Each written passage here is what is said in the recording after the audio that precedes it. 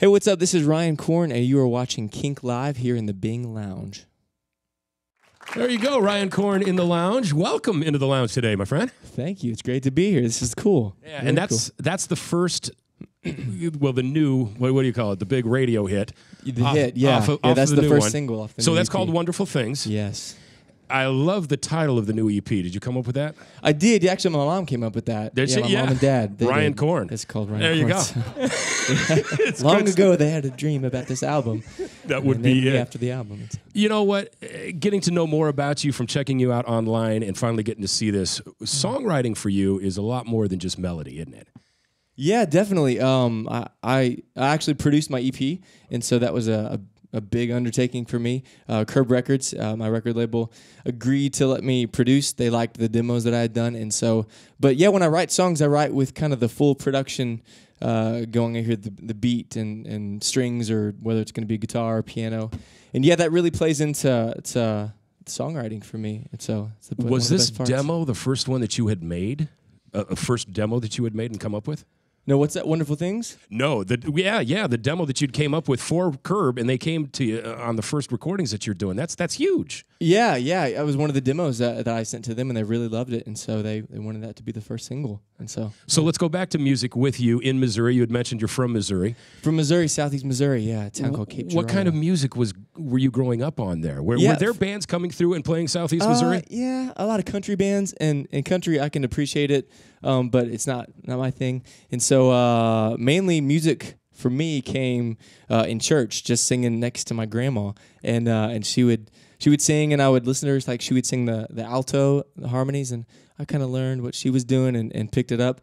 And then I sang with my sister and my dad in church, and we kind of sang 3-part harmony. It was kind of cheesy, but it was fun. And so really, that's kind of where I got my roots is singing with grandma and my that's my a great way sister. for it to come up. A lot of the soul, a lot of the blues, and everything does come from the music in the church. It's true. So was it around you also, not just in church? Your parents too? Did you have that coming up? Yeah, my parents were both very musical, but I don't remember a lot of music being played around the house. And so for me, music was just like top 40 radio. What was it on the radio? And I was buying blank cassette tapes and making my own mixtapes when my favorite song would come on. And so I love top 40. I love pop, and so I feel like that plays into who I am as a musician today. I love just a catchy hook and a great lyric. And so was the guitar a part of it all the time growing up? At 15, I picked it up, and so about 15 years ago. And my dad played, and then he kind of passed it off to me.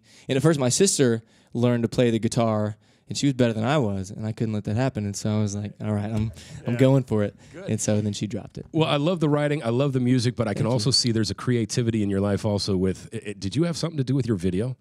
With the let's video not go back to Wonderful the Things? first one. The Wonderful Things. Yeah, actually, I didn't have a ton to do with that. I can't take much credit for it. The videographer, Joel Banta, he kind of came up with the whole concept.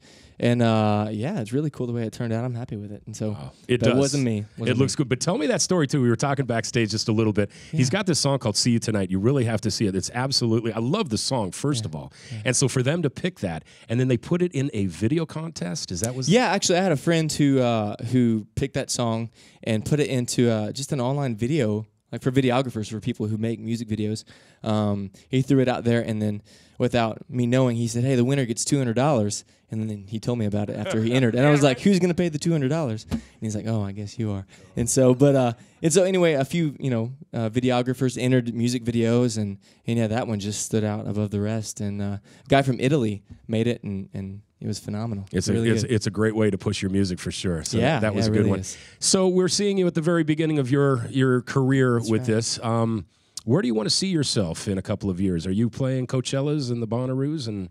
Yeah, I'm really just trying to get out there and build a fan base. Hopefully, I think I'm just kind of gauging if people like my music or not. And so, before I say, okay, I'm going all in, I'm going all in regardless. And I don't know. Just at the end of 2015, I hope to be doing music just all the time, 24/7. I also saw a video on your website that had you here in a clothing store playing that song.